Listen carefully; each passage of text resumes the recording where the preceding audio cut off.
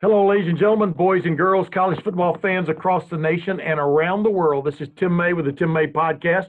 And as usual, I'm joined by my trusty sidekick. You know him as Austin. I call him Boston Ward. Boston, why do you think that makes some people irk so many people? Me calling you Boston. What do you think's up with that? I think it's probably because you have Because of my twang? the actual seniority on the Ohio State beat, and you set the tone. So I think it's that they believe strongly that you should never defer to anyone else, and I agree. I think that you are the legend on this beat, and you are the true boss, Tim. But see, I'm giving folks a peek behind the curtain that in fact I am not the boss. You're the boss. You're the one who tells me what to do. I just follow along. The leash and the collar get a little tight sometimes because, I'm semi-retired, and the closer football season gets, the more I want to run. You know what I'm saying? Maybe I'm champing at the bit. Let's make it more of a racehorse analogy. I think that makes more sense because I've never been into dog racing. But I'm just going to keep calling you Boston because I like the way it sounds. And I know it's not clever, but to me it is. I mean, I would never even dream of telling you how to cover this team. You have been doing it, since I was born, basically. So, wow. I don't think I've ever really put it together in my mind that way until just now, and I'm sorry that I did that. Wow. For both of our sakes. Yeah. I'm sorry that I did that. I wish I could take it back. We could just delete all this right now and start over, but no. I mean it only as the sign of ultimate respect for you. Horses for courses. That's the way I look at it. Horses for courses. Well, speaking of who's the boss, that's a good segue. Woo! After this latest college football weekend, Ohio State is upwardly mobile. Yeah, the Associated Press writers still didn't give them their, they moved North Carolina ahead of them after Florida took it on the head. But, that's the same group that still voted Florida ahead of the team that beat them, Texas A&M. Go figure that. Both, I think the coaches poll and the writers poll, the media poll, still voted Florida ahead of Texas A&M. I guess their thinking is, well, on a neutral field, well, you could get into that argument all day. I mean, you can't get much more neutral than some of these fields are right now, right? I mean, although College Station had a lot of people there, but Ohio State treading water is doing quite well right now. You agree? Yeah, there's a lot to go through there. Tim, you and I have both in our careers been voters for awards and for the AP poll, and it's not a fun job, especially for a team beat writer, to monitor even the rest of the Big Ten on a given Saturday when we're in one stadium talking about one team, and then you see one opponent every week. Like it's not a job that I envy or really want to do again, to be quite honest. So, I can see how sometimes this things fall through the cracks and you make mistakes, but your overall point about where Ohio State sits and what's happening in the rankings is that all these other teams are already losing games, and you can see, when you start late, Ohio State's now in this position where they can already see, the promised land that other teams are losing. Other candidates, other contenders are already being revealed as not worthy of being in that college football playoff race, and the picture for them is becoming more clear. I think they already knew they would have to run the table most likely with this schedule, but even you're removing the Big 12 almost entirely from that conversation. For example, that everybody else except Alabama really, or one team in the SEC is probably going to be it that goes undefeated. Yeah, that's going to be both some comfort for them and also a reminder that they have to take care of business starting next Saturday and that they can't take anything for granted. Yeah, we're going to get into that more on the second part of my show here with you. And it is, to put it in a nutshell, it looks like the front runner in the Big 12 right now is Oklahoma State. Saw that one in fact, yeah. And it sounds like a lot of the experts are not really willing to give them the benefit of the doubt if, in fact, it's a five-horse race at the end, so we'll see what happens. But, first, I had a great conversation with the parent, with the mother of Paris Johnson Jr., Monica Johnson. I know you've spoken with her before, Yeah. many occasions. So is Jeremy Birmingham, our ace recruiting expert, along with Spencer Holbrook. But wow, what a refreshing interview. And man, parents these days, man, some of them are really sharp. She is one of them. And just kind of like talking about Paris as a peewee and Paris through the COVID, et cetera. It was just kind of an eye-opening conversation. So I'm going to get into that conversation. I'm going to introduce that here in a second. And then we're going to come back and we're going to chop up, as the chefs like to say, and the sous chefs. I guess you could be my sous chef and I could be the chef. We're going to chop up the national picture, the national bouillabaisse omelet, whatever you want to call it, that Ohio State's going to be plopping into in less than a week and a half. But first, let's get to this conversation I had with Monica Johnson. And as promised, ladies and gentlemen, I'm back with a very special guest, Monica Johnson. Welcome to the Tim May podcast. Thank you for having me. And there's, as you well know, I've been in pursuit of you. That doesn't exactly sound right, but I've been in pursuit of you for several months now, and we finally have made this happen. And one of the main reasons I wanted to talk to you earlier in the summer was how your big bad son was dealing with the COVID-19 challenges, et cetera. But now, it's morphed into dealing with that, but also pushing on and getting ready to play for the first time as an Ohio State Buckeye. Of course, we're talking about Paris Johnson Jr. Bidding at right tackle right now, along with Nicholas Petit-Frere, possibly for the starting job. Is Ohio State's preseason? It's not really a camp; it's preseason post school practices go on. But Monica, how is your son getting along at this point? He's getting along perfectly. He loves it at Ohio State. We talk every single day. We FaceTime every single day, and he's always smiling and expressing his love and how he's enjoying the process. How challenging has this, before we get to it about how challenging it's been for parents, how challenging do you think it's been for your son over the last several months, thinking he was going to show up at Ohio State, vie for a starting job, maybe even in the spring, but then have everything sort of not necessarily put on hold, but put on a very, very slow conveyor belt. How has he dealt with that challenge, in your opinion? Honestly, he's handled it very maturely. I was really surprised on how he handled that. I can't say I would have handled it the same way if I was Paris, but he was very mature during the entire process. At least to me, he never complained about the process.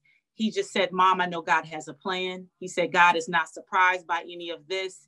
And I'm just going to take it one day at a time and make sure I do my very best to be prepared." So he handled it very maturely.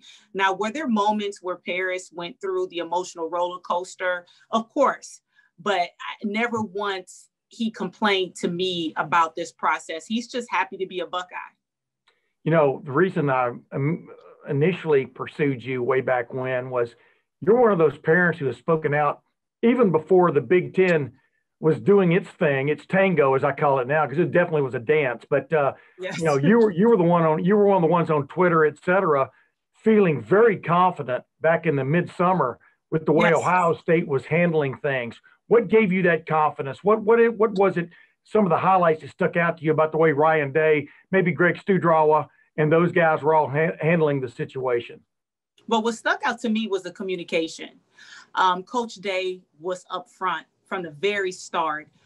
He communicated with us from the time that the boys were sent home because of COVID-19 up until now. It's always been an ongoing communication. So Coach Day never once promised us a season.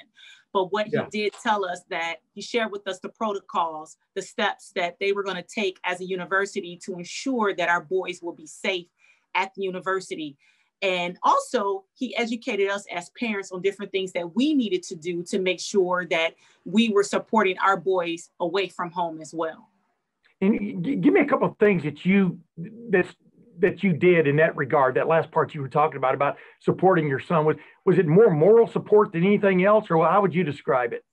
I would say it was moral support, mental health support, and also following the same rules that were laid out for the boys. So Coach Day stressed to us the importance of wearing our face masks, the importance of us washing our hands. He wanted us to be able to practice the same thing that our boys were practicing so they can see that we were on board as a family. And also he asked us to social distance as well, so that way we could possibly interact with our sons if we were able to get back on campus to spend time with them. I'm trying not to make this a totally self-serving situation in praise of Ryan Day and his coaching staff, but how impressed were you about the way they grasped the gravity of the situation and came up with plans to deal with it? I mean, just, I don't know, as you look back on that, is it kind of stunning how they did respond? It was very stunning, and not only stunning, but I actually felt like I needed to reassess how I was handling COVID because of how he was handling it. And I've shared this before publicly. I've shared this on social media that Paris to me is a lot safer under the care at Ohio State than he is with me at home because of the protocols that's put in place. And again, Coach Day challenged our home. He challenged our household to step our game up, to make sure that we were doing the same things that he was having the boys do. And he started this protocol from the very beginning. As soon as the boys were home, he was communicating with us about social distancing. He was communicating with us about wearing face masks because he wanted the boys to be safe. And most importantly, he wanted us to be safe and healthy as well. Yeah, it was sort of like, wasn't so much a bubble. It was just an outreaching tent that they brought you guys all in under, right? I mean, to a certain extent. And we all bought into it as a family. Coach Day communicated with us via Zoom several times a month. I would say at least 3 to 4 times a month during the time that the boys were away from us. It was ongoing communication with him, as well as the team doctor, as well as Gene Smith. So it was always communication from those gentlemen on what they were doing on their end to make sure that the boys would be safe when they could return, and also giving us tips as well of what we can do to make sure we're safe as we are away from the university. About the end of the first week of August, I'm talking about, time frame, the Big Ten announced its schedule and announced that, there could be some challenges to this schedule, but they built in some buffer zones, et cetera. 6 days later, 6 days later, they announced the season is being postponed to the spring. Trying to just figure out the exact word I want to use here. Yeah, I'm just going to use the word uprising. There was an uprising by Monica Johnson, Dr. Corey M. Teague, Nan Werner, people who you're very familiar with. Randy Harry Miller's mom too, Christina Miller, G. Scott Sr., yes. I mean, we're talking about an uprising that the names you just named, which stretch all over the country, right? Yes. I mean, this was a national uprising. Buckeyes, the guts of Buckeye Nation, the parents of the football players from across the nation rose up in unison. And number one, how did that get started? But then I wanted to ask you too, you can just follow up with this answer. What did it feel like to be part? Because I'd imagine the main thing on your mind as parents was, like Nan Werner said, how do you get to games? Where are you going to tailgate? What are we going to bring? What's potluck going to mean to me? What's going to be how am I going to impress everybody with my chili or my corn dogs or whatever, Right. That's right. But more into, we will not stand for this. This will not stand. And just take me through that whole metamorphosis. Well, when the schedule first came out, let me back up. When Coach Day initially told us there was no guarantee. Yeah. And that we were going to take it one day at a time. And we were okay with that as a family. And when I say family, I'm talking about the parents, Buckeye Nation. We were okay with that because he was very transparent up front, saying it was no guarantee. But he shared with us the different phases. So as our boys went through each phase successfully, we were just excited for them, celebrating with them. And then when that schedule came out, it was like, yes, we finally made it. All the sacrifice, we finally made it. And then less than a week later, for that to be taken away from us, I felt like the rug was pulled from up under us, and there was no explanation as to how they came about that decision. And it was very frustrating because Coach Day as well as Gene Smith, did an amazing job of communicating with us. I'm sorry. No, you're okay. Okay, yeah. Did an amazing job of communicating with us.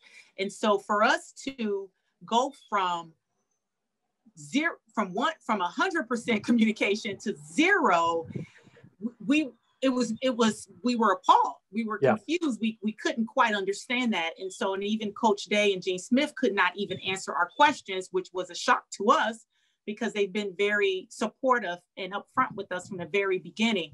And so I'm on the parent board, the Ohio State Football Parent Association board. I'm a freshman representative on the board. And so we have a group, and we came together as a group, and we just started communicating on what can we do to help, because we knew that Coach Day and Gene Smith could not answer our questions. Therefore, our boys could not answer our questions.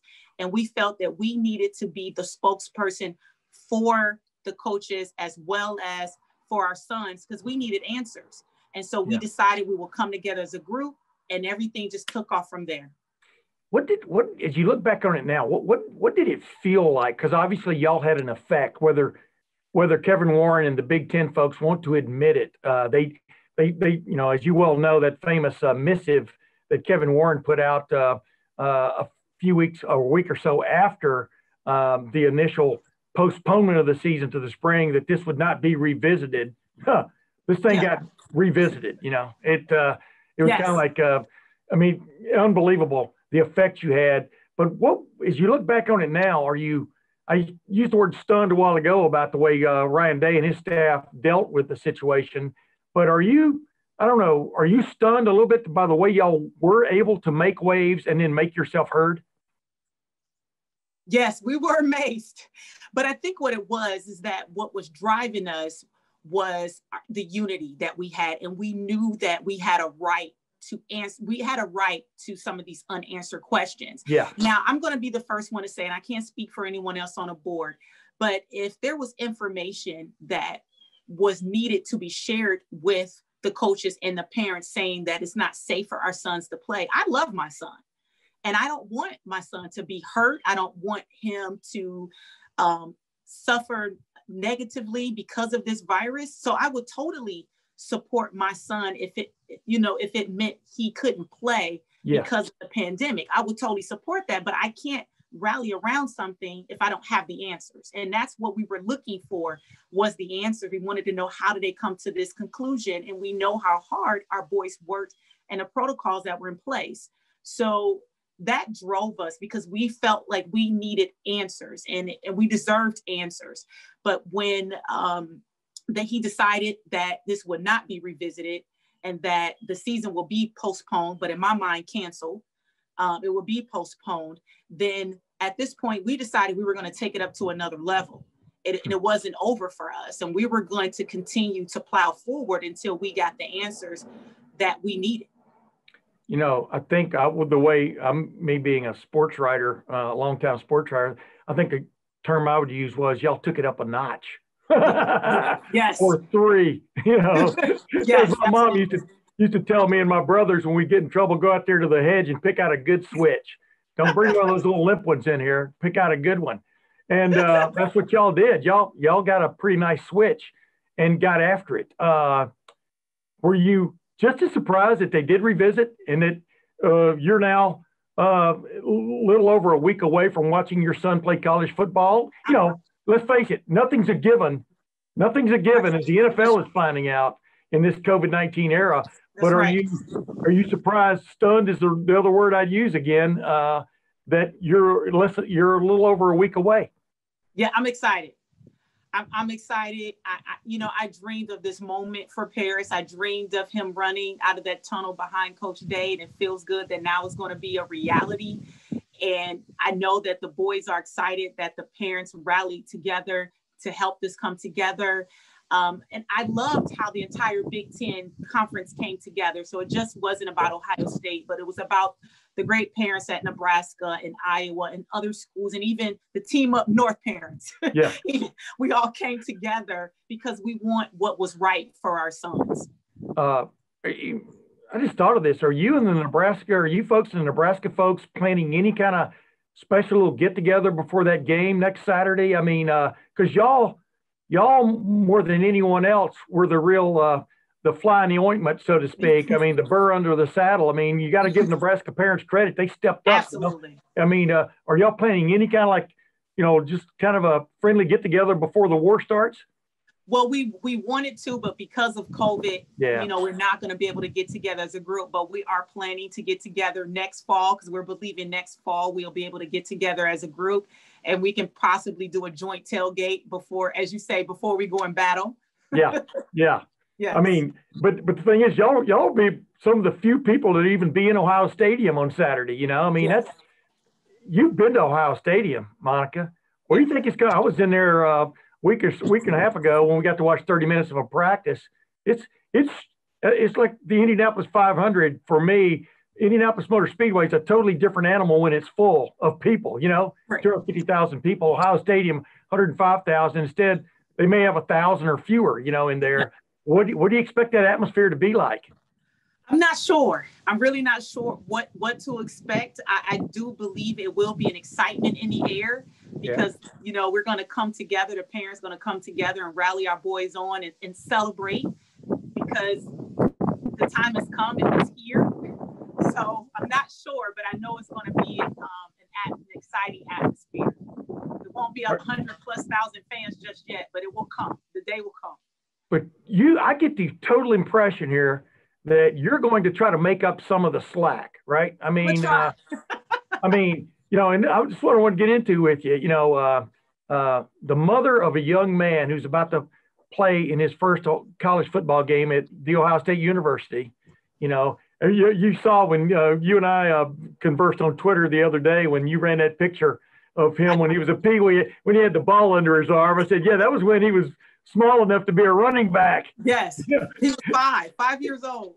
And now he's too big. If he'd grown quickly, he'd have a big X on his back, right? I mean, in peewee. Don't let this guy play running back. But as you've said, man, the time flies, right? It does. You got to be thinking back to those moments right now, I would think. I really have. Thinking back on the moments when he first came to me and told me he wanted to play football, to when I first helped him put on his helmet when he couldn't get the helmet on quite right at 5 years old. So it's just amazing to see where God has brought us from. And Paris and I chatted today, and we were just reminiscing over where we've came from as a family, and just to think how blessed we are. It felt like yesterday, and I'm just grateful that Paris is a part of this process, and that Paris can build a legacy at Ohio State. I never thought at 5 years old that he will be at The Ohio State today. Didn't know what God had in store for us. Yeah. When he transitioned, I would think he wanted to be a running back or quarterback or something like that when he was little, because everybody does, right? Because the football is made for throwing, Yes. And holding. Yes. When he made the transition from that to lineman, when did that happen? And then number two, did he deal with it pretty well? Did he like it? I mean, did he, give us a little bit of a look back into this time capsule of when he kind of made that transition? That's a great question. Actually, Paris, when he started playing football at 5, he played a little corner. So he played in the backfield because he was a little guy. Yeah. And he played on a 5, 6, 7-year-old team. So he was the only 5-year-old on the team, but he was just as tall as the 7-year-old. So he was able to play. But he started in the backfield, and slowly as he grew, he slowly moved up to the line of scrimmage. Yeah. And so his freshman year at St. Xavier High School, he played defensive end. And so I remember, again, like yesterday, Coach Steve Speck came to me October of Paris's freshman year when the freshman season ended, and Paris was then invited to move up to JV because JV was still playing. So he was able to move up, and he called me and he said, Monica, we're going to move Paris from defensive end to offensive line because Paris grew over 4 inches in a matter of 9 months. So he went from being 6'3", he came in at 6'3", and he was 6'7". And he said, we're going to have to transition him to the other side of the ball because if he plays Division I football, they're going to transition him to the offensive line because he's already outgrown the position playing defensive end. He said, so let's get a little weight on him and move him to the offensive side of the ball. And I told Coach Speck, I said, I'm good with that. I said, you're the expert. If you think that's what is going to yield a scholarship for Paris, I totally support it. I had no doubt. I felt that he was the expert. And so Steve met with PJ shortly after, and Paris was on board with it.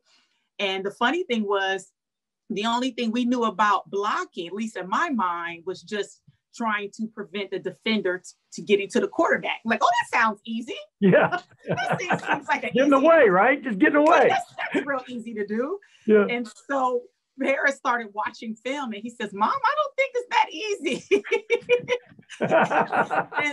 and so this may sound a little corny, but what we did, Paris and I, we got on our knees and we prayed. And we said, God, will you please put someone in our life that can help Paris make the transition to defensive end to offensive line? Because Steve Speck told us, he said, now I'm going to transition Paris to this position, but I don't know how to teach him how to play offensive line. Yeah.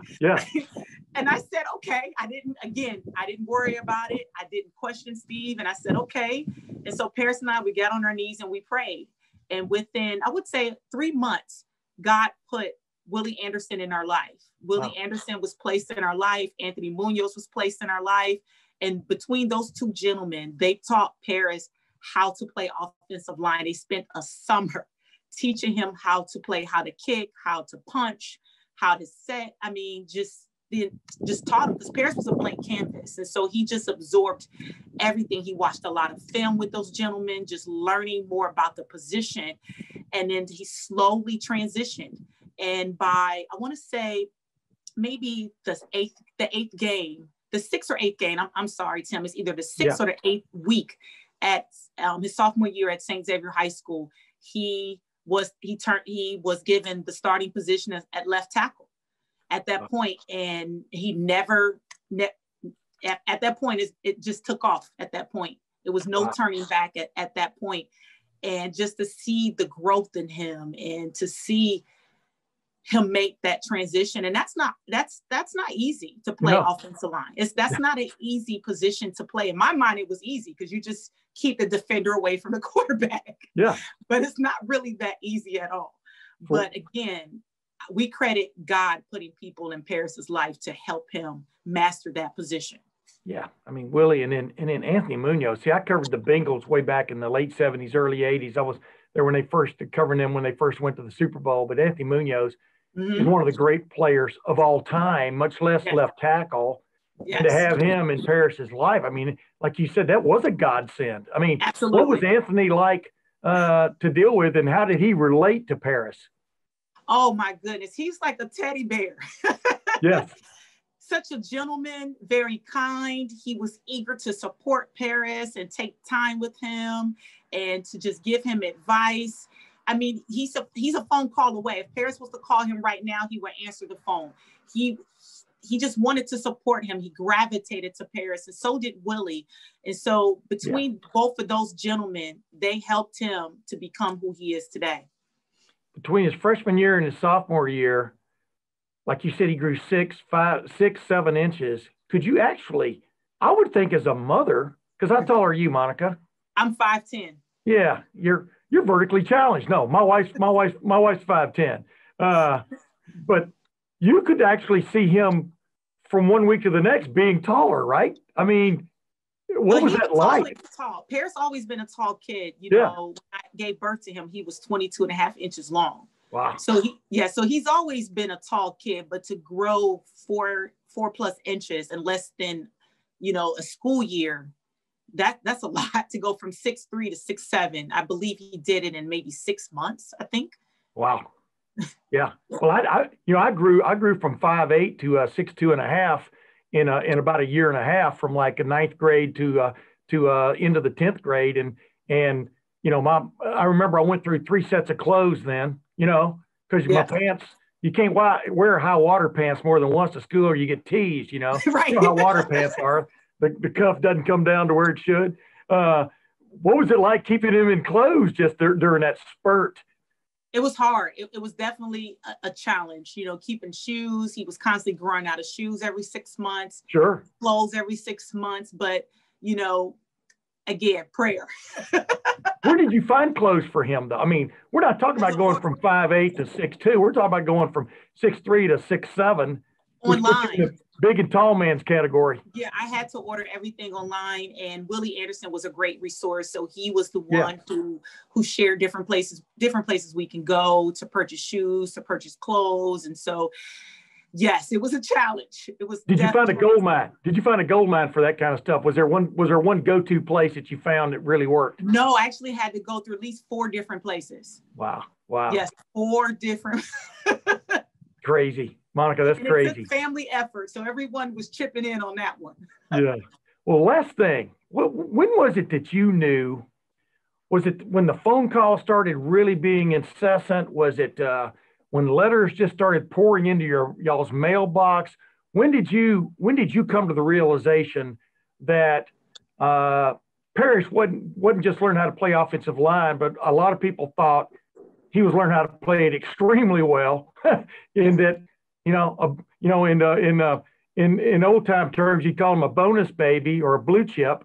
But when did you come to the understanding that he could be one of the elite in the country if he kept pursuing this? And how did that kind of change, like, his focus even? Honestly, I knew this. I want to say it was his sophomore year. It was when he played against Fairfield in the playoffs, and I saw his performance, and it hit me then. I knew then that he was going to be an elite athlete. I saw it then.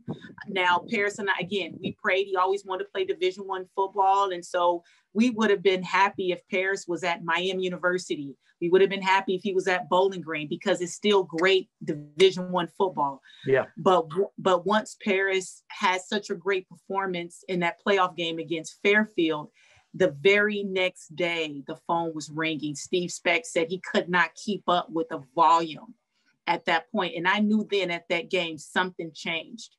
And in a matter of 6 months, how do you go from having one offer to 50 offers in a matter of 6 months? Yeah. I knew, I felt it, if that makes sense. I felt it that night when I was watching him out there, that it was no turning back at that point. Well, as you're saying that, I'm getting goosebumps, because I'm thinking about you guys getting down on your knees after Steve Speck, Coach Speck, told you we're moving into the offensive line, and putting people in, and the Lord bringing people into your life that helped you get to that point, and then just to see it. I mean, you got to like Coach Speck, right? Oh, yes, absolutely. He saw something that we did not see, and we took it and we ran with it.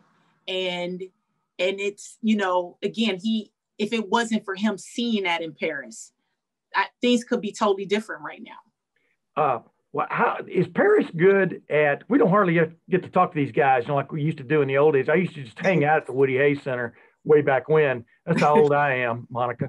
But will he be able to? How well does he handle this kind of spotlight? Obviously, he's in a battle just to get on the field at this point, but how well do you think he will handle the growing, for one another term, even the growing attention from what he's had already? He's handled it very maturely, and I believe he will continue to. Paris is very big on being humble. One of the things we stress in our household is to not be prideful, because I believe the very moment that you're prideful, that's when destruction comes. Yeah. And so that's something I stress to him all the time. And so every single day, Paris, I know he shares with me, he does his devotion, he does his prayers, and he looks for ways to give back to others, because he knows that will keep him humble. And know that this is simply a gift that God has given him, one of many gifts that God has given him, that he can use as a platform to be able to bless others, to entertain others. And so he's been really good about making sure and keeping the forefront that it's not about him. And if I ever feel like it is about him, I don't have a problem with reminding him that it's not about him. That it's about others first. Absolutely. Yeah, there's an M there, but it's the end of team, right? That's right. Yeah. That's right. And family. When did you come to grips with the fact that football is a brutal sport, and that do you watch football with one eye closed and one eye open when your son's on the field? How did you come to grips with that as a parent, everybody, that's what Dr. Corey M. Teague was talking to me about. He goes, this COVID-19 thing is interesting, but we as parents, we accepted that risk, based on the way Ohio State has handled things. But, football is about all kinds of risk. It's not just about COVID-19. Obviously the head injury situation has come to the fore in the last many years. Knees, things like that. Right. When did you come to grips with the idea that your son is playing a fairly violent sport? From the very beginning.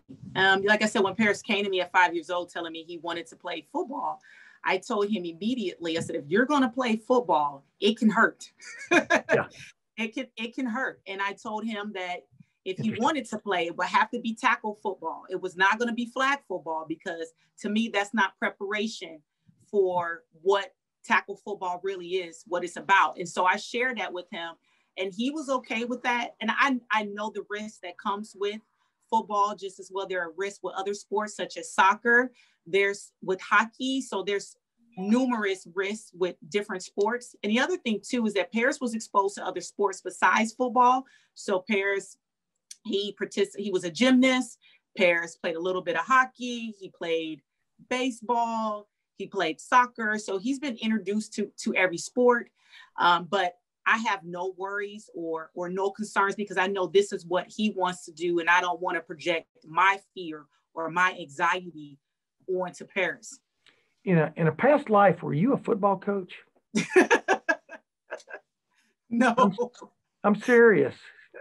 That's crazy. You that sounds like I don't want to blow smoke here, but you have a lot of you bring. It seems like you bring you brought every phase of his life with a little bit of wisdom involved. Or at least, wisdom may not be the right word. Yeah, I think there's wisdom, but also thinking through situations. Has he copied you in that regard? Is he that kind of fellow? Does he analyze? Yes, he does. Paris analyzes everything. He analyzes everything. He reads a lot. Paris is he's someone who thinks through things. So yes, that is Paris. Sometimes he analyzes a little bit too much for me. Yeah. So, yes. Hey, last thing, Monica, and I know I said that, but that's my calling card. I say that at least 3 times. But this will be the last thing. Okay. How eager, and you touched on this a minute ago, how eager is he to get on that field a week and a half from now against, as you and I speak, against Nebraska, and get on with his college career? Is it like you said, I think you can sense the excitement in him, right, from these phone calls. Yes, he is excited. One thing he did tell me this when everything was put on hold with the Big Ten and wasn't sure if we would even be here today. One of the things that Paris told me, he says, Mom, game day will come. And I promise you I will be ready. I will not take one day off. So he's been ready for this moment. And I feel the stage has been set now. And so it's time for him to come forth. And I'm excited. And I know he's excited. I see a Campbell Soup commercial in your future. I'm not sure. What do you think? Huh? Hey, they can call me. I'm available. I just love those. But anyway, Monica Johnson, thank you very much for joining the Tim May podcast. This has been a blast. Thank you so much for having me. I'm glad that we're finally able to get together and have this talk. Amen. Amen. Thank you very much. Thank you. Have a great day. You too. Thanks. And we're back, ladies and gentlemen. Wow. Really enjoy talking with these parents. Nan Warner a couple of weeks ago, Corey M. Teague, Dr. Corey M. Teague, father of Master Teague III, but then Monica Johnson, man, they're all-stars in my book. You agree? Yeah, it's, we talked a number of times about the quality and caliber of the players that Ohio State has been recruiting, and those people don't happen by accident. They have to be, need to be raised that way. Nurtured. And it's been remarkable to get to know some of them. Monica Johnson absolutely fitting the bill there. And, it's one thing that we've done at Lettermen Row that I think is awesome and helpful is going out. We're not the only ones that do this, of course, but we're allowed to do that by my actual boss, Will Crawl, to, talk to them, get to go on the road, whether that's watching them play in high school games when that was allowed, or going into these families' homes and getting to know them, and they've been very welcoming and incredible to meet a bunch of them. And we obviously did that. It wasn't as far of a travel to go down to Cincinnati, but that Paris Johnson, his mom, and his sister, just those are the three that I really got to meet down there. Yeah, incredible people. All right, let's jump into it now. The Who's the Boss. I'm going to have Monica Johnson on sooner rather than later again, by the way, because Paris Johnson's got some interesting things coming up in his life besides football. And we're going to get into that later on. But I digress. That's just a little tease. But bottom line is, speaking of teases, we had that in the earlier portion of the show when you and I were talking. And by the way, as you spoke there, Boston, I think I am going to give you a new nickname. Instead of Austin Ward or Boston Ward, it's going to be Awesome Ward. Whoa. Yeah, you like that? How about that? I think that's pretty good. Well, anyway, awesome. Of course, there are a lot of people that fit that bill, but that's kind of like being nicknamed Butch or something. But but anyway. Anyway, Butch. Who's the best team in the nation right now? Take Ohio State out of the picture. Yeah.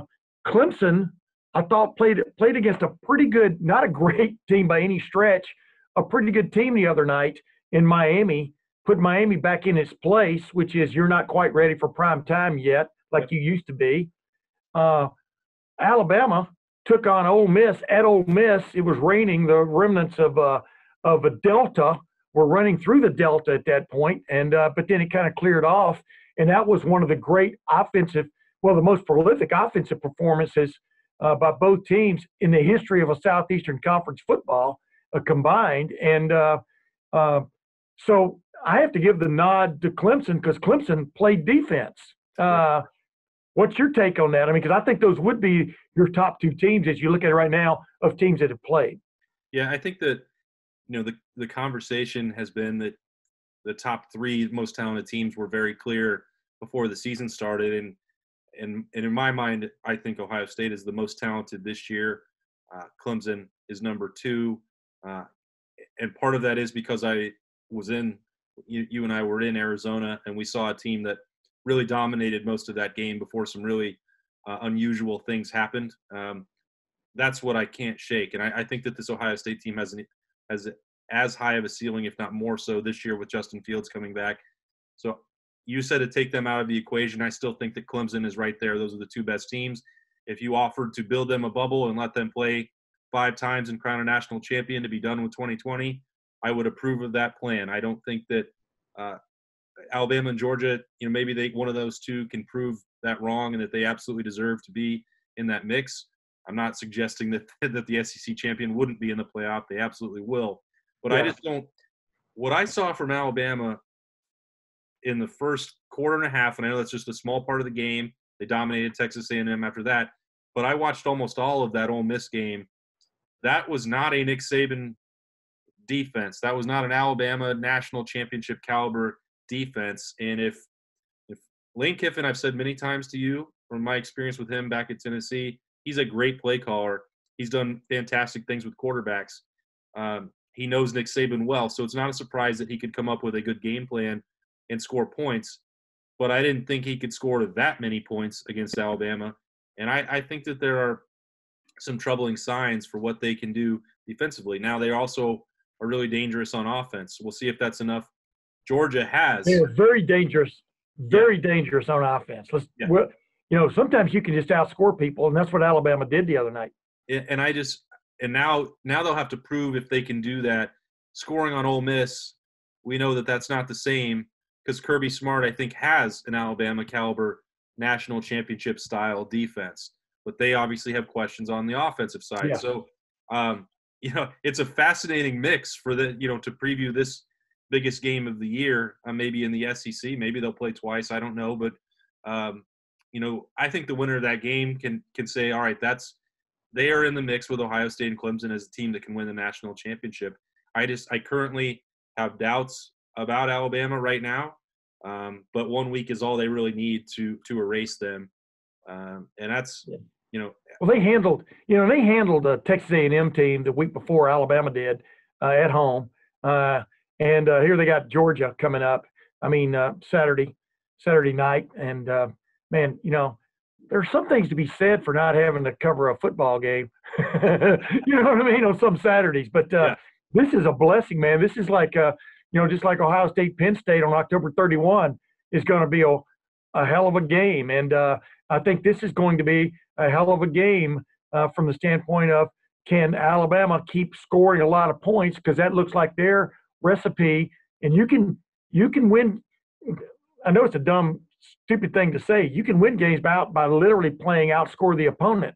And Ole Miss hardly stopped Alabama the other night. Yeah. But the flip side, like you just said, was Alabama hardly stopped Ole Miss except on one key drive when they forced a field goal, and that turned into being the game, especially after that ridiculous onside. Well, I guess that was earlier, that onside kick attempt, which that Ole Miss had. But I don't want to chop up that whole game, except to say that there were moments in that game when Ole Miss's offensive line owned the day, and I even texted Urban during the midst of that game saying, I haven't seen an Alabama defensive line owned like this maybe since that college football playoff semifinal in 2014, when, of course, Ohio State ran up and down the field to a certain extent on those guys.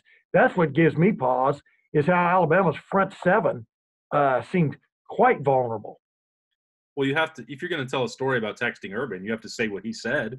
Well, that's not fair. Just teasing. Yeah, I'm just teasing. I mean, but he kind of agreed with me. Yeah, I think, and that, like I said,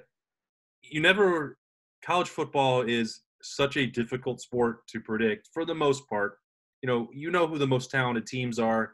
It's very easy to see, especially since the advent of recruiting rankings and those things are far more accurate, far more often than sometimes they get credit for. But sometimes a one-game sample is not good or not meaningful enough, which you look at Ohio State Purdue or Ohio State Iowa, and that helps prove my case. It didn't show you the ceiling of that team. It showed you the floor, and it's up to anyone else to determine which one they think is more meaningful. But it's also, I think, Saturday night for Alabama is a reminder that this season is difficult to prepare for. And even if you have no positive cases and a full roster, the extended layoff, not being able to hit, not being able to tackle, not going through, not having spring practice to get ready, different challenges you might have faced during training camp, it shows you how easy it can be for problems to arise once you get on the field. And, Alabama's a couple weeks into it, of course, now, but, this is a challenge. I asked Ryan Day about that a couple weeks ago when we talked to him, and Al Washington as well. How concerned are you about your defense and tackling when you haven't done it in so long? And they said that's absolutely the case. If you're Ryan Day, you hope that having seen an example, having seen Alabama go through something like that, that it's another reminder to do whatever you can in the short term. And Ohio State now has, one more week of training camp before they get into a game week. But this year is hard. Weird things are happening.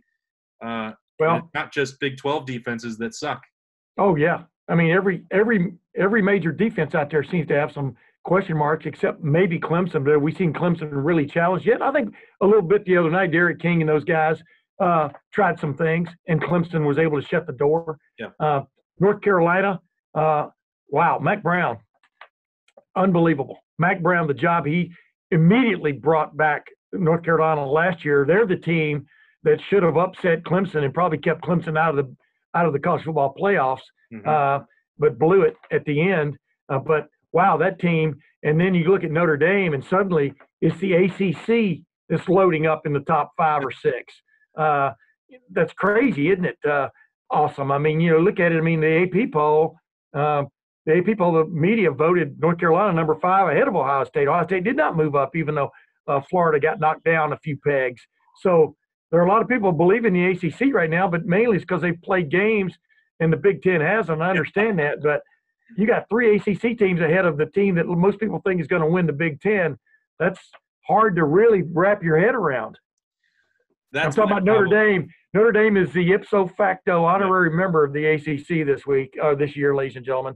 In case that is my problem with the way some voters are casting their ballots from week to week, because it's, they don't matter. And I remind myself that of all the time, but you get into these misleading situations where, well, Clemson just claimed a top 10 win. and they'll try to talk about that later on in the year. Well, it wouldn't have been a top 10 win. Miami wouldn't have been in that situation. It's not going to be a top 5 game when North Carolina plays Clemson, or it shouldn't be if you're properly rating Ohio State and Penn State. Hey, Mississippi State got a top 10 win over LSU. Exactly. In the opener. Yeah, exactly. Or Oregon or USC. I mean, not to just make it totally about the Big Ten, but yes.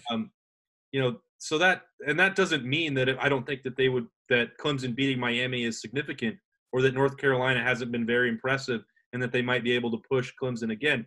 The Mack Brown point that you raised is very accurate. I did not see him having this impact in a year and a half, or doing what he's doing in terms of elevating the recruiting profile and in some cases mixing it up directly with Ohio State. I didn't think that was going to happen. I never. It helps when you got a quarterback, like Sam Howell kid. I mean, he's playing really well. Yeah. It helps when you got a quarterback who can play, and then guys who start believing. I didn't mean to interrupt you, but you're right about everything you're saying. There is, everything right now is premature by any stretch. When you consider 2 of the Power 5 conferences haven't played a down yet, haven't played a game yet.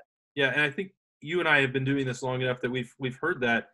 I think most people now understand that you don't get credit for what the team was ranked when you beat them.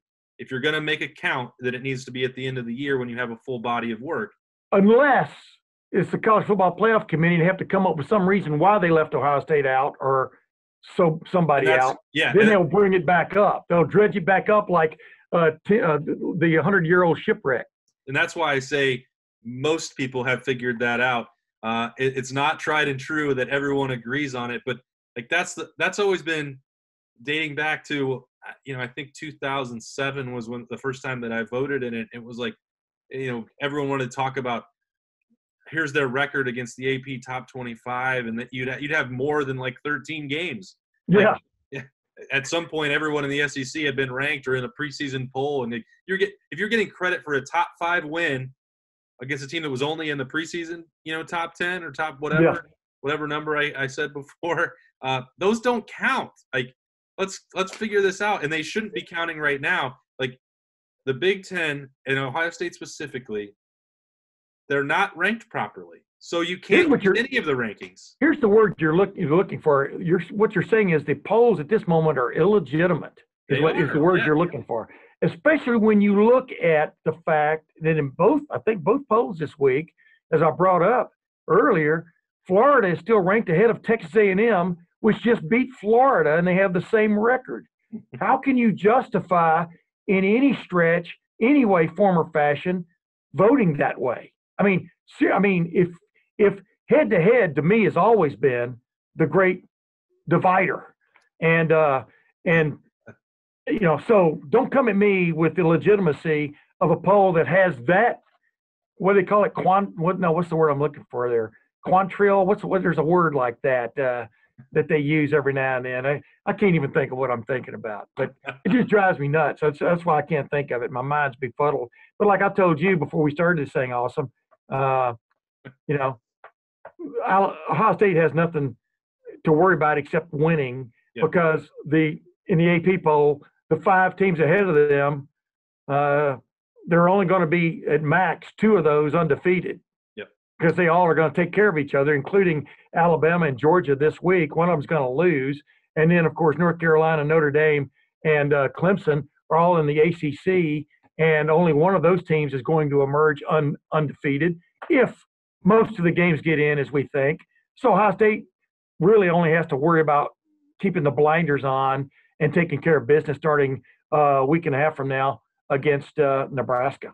I think it's very fitting, Tim, that the way 2020 has gone the entire year, that chaos would already arrive to college football after just a couple. Like, we're sitting here, we're recording this, and it's October 12th, and you already can see the pathway that, like, you're not going to have to worry about picking between 5 undefeated teams for the college football playoff. Like, that scenario is long gone.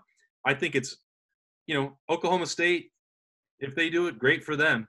They'll have earned it going through that Big 12, but from the week in that league, like, even with the problems that Oklahoma and Texas have had, I still wouldn't bet on Oklahoma State sweeping that series.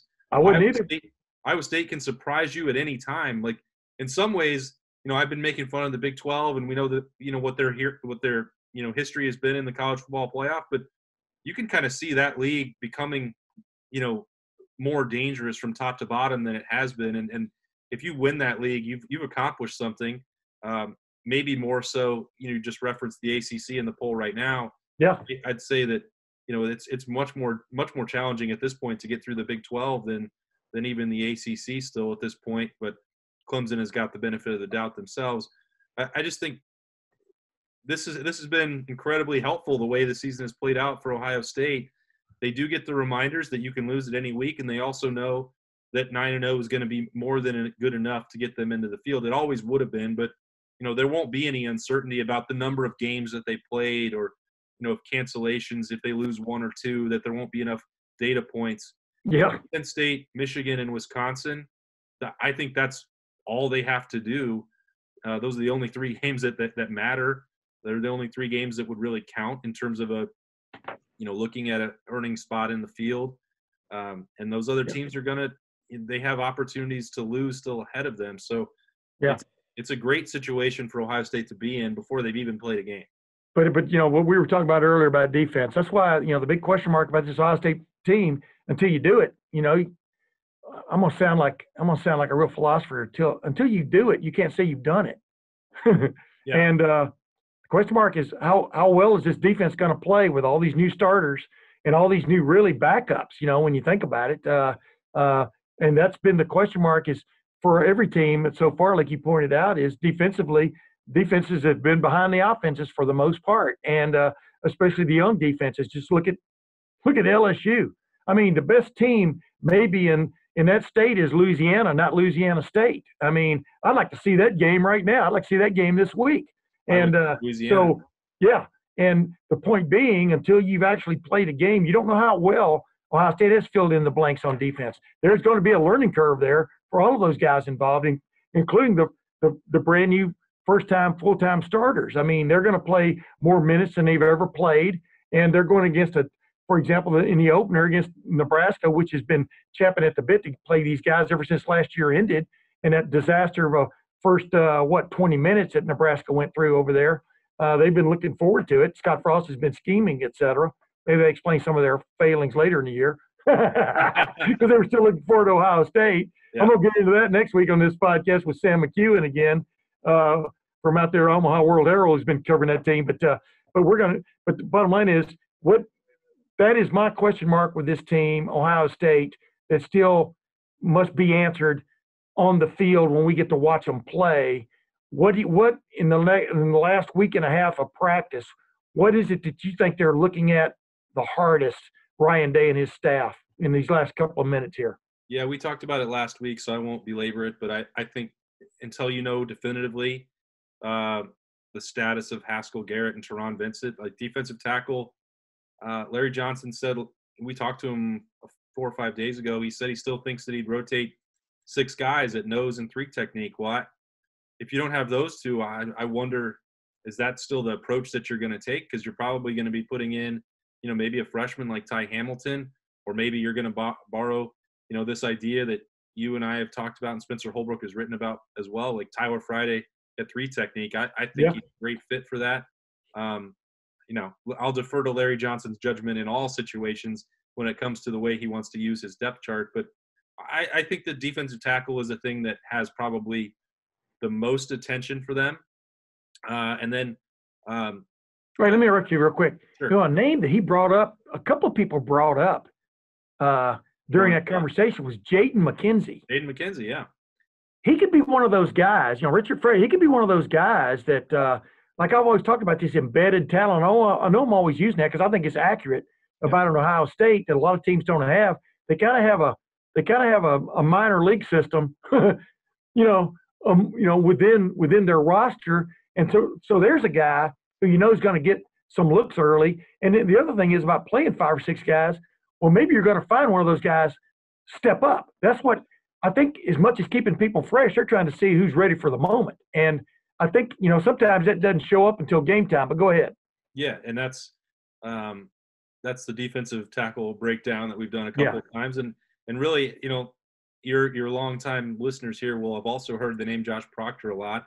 So, with offenses being ahead of defense and knowing. Wait, was that a slam? Was that a slam at me? No, Since I brought him up about 100 times last year. Because you and I both did it, and it goes back to some of the things that we talked about with going on the road. And I went down, to Tulsa and back to my birthplace and your roots. Back to my original roots, and got to know his family and those fine people down there, and so I've always been following his career as I would have been with any Ohio State player. But the ones that you meet when they're still in high school sticks with you, and you want them to succeed. And we know that Josh Proctor can. So now it's time for him to prove that he will, shine in the Ohio State secondary. And that safety spot with offenses, with Scott Frost, with the struggles that some teams had, that spot is going to have to be consistent and reliable as it was with Jordan Fuller. So watch Proctor, you watch Marcus Fuller, you see if Ronnie Hickman is finally healthy enough to go out there and make an impact, or Bryson Shaw, unleash some of those guys at that key position, and what Ohio State has. Maybe Court Williams is a true freshman. We'll see. He fits that bullet role. But I think defensive tackle and safety, I don't have any concerns whatsoever about Ohio State's ability to score points on offense. I know we've talked about the running backs and how they're going to use, Trey Sermon or Master Teague or a combination. Right. That to me, it'll impact the stats, but it's not going to impact how many points Ohio State puts on the board. Potato or potato. Yeah. I'm with you. So their championship ceiling, to me, is going to be determined by the answers they find at defensive tackle and what happens in the secondary. Corner, I think we've talked about those three guys plus Marcus Williamson before. That's going to be just fine. Championship ceiling, defensive tackle and safety. Those are the positions I think. Strength up the middle, ladies and gentlemen, is what you look for on a baseball team. By the way, RIP Joe Morgan, one of my favorite players until he got traded from the Astros to the Cincinnati Reds. Still one of my favorite players of all time. Joe Morgan Astros fans and not Reds fans, huh? Yeah. Well, I grew up in East Texas. That's all we had to root. The Astros would cultivate all these players and then get traded off to somewhere else. Well, because the Astros were always rebuilding. They were kind of like the Browns until this year. You know what I'm saying? I mean, it was crazy. They were. I call it the elite AAA league of the National League. That's what the Astros were. But I digress. But I mean, it's going to be interesting to see if those guys step up. Like you said, Josh Proctor, the light is now on you. Step up and play, right? And right on down the line. Hey, last question. This is just going to be. I want 5 to 10 seconds of an answer before we call it quits. Of all the players we talk about embedded players, guys who've been paying their dues, etc., Jalen Harris or Elijah Gardner, they're forgotten names, really, when it comes to the wide receiver core. Yeah. What do you think? Is it time for one of them to make a move? Do you think, or will they? What's your take? Which one will make his move this year? And be sort of that Johnny Dixon or that kind of guy that you've kind of maybe given up on for one reason or another, and yet boom, they play. Yeah, if you don't make that move now, it will never happen. So the way Ohio State is recruited, this is, and even the obviously the part of their career that they're in, this is it. Yes. If you're asking me to pick one of those two, I think it's Jalen Harris. He's really not. We know that he hasn't been able to produce, but I think there were signs. Ohio State put him in games in meaningful situations because he knew how to block. He's big. He can run. If you need one of these guys to be a red zone threat, I would pick Jalen Harris to emerge in that role. So I can see him capping his career with a couple touchdowns for the Buckeyes. That rotation is going to be really hard for anybody to crack, but if it's going to be a veteran presence, making the most of that moment, I think Jalen Harris knows what's at stake here. Yeah, the one thing, Elijah Gardner streaking down the field at, what is he, 6'5" or whatever he is, I mean, is still a possible weapon that I think Ryan Day would like to get to, but not at the expense of others, not at the expense of an experiment. You know what I mean? So, yes. Wow, that's why you'd like to be sitting there watching every day after school, the after-school specials, which are Ohio State's football practices, to see who's really making a move right now. who they're not going to tell us about until we see them make a move against Nebraska or at Penn State. But ladies and gentlemen, yes, football season is nigh. It's not upon us. That'll be next. That'll be the way I sign off next week from this Tim May podcast. Awesome, Ward. Thanks for joining me again. And until next week, this is Tim May with the Tim May podcast. We'll see you then.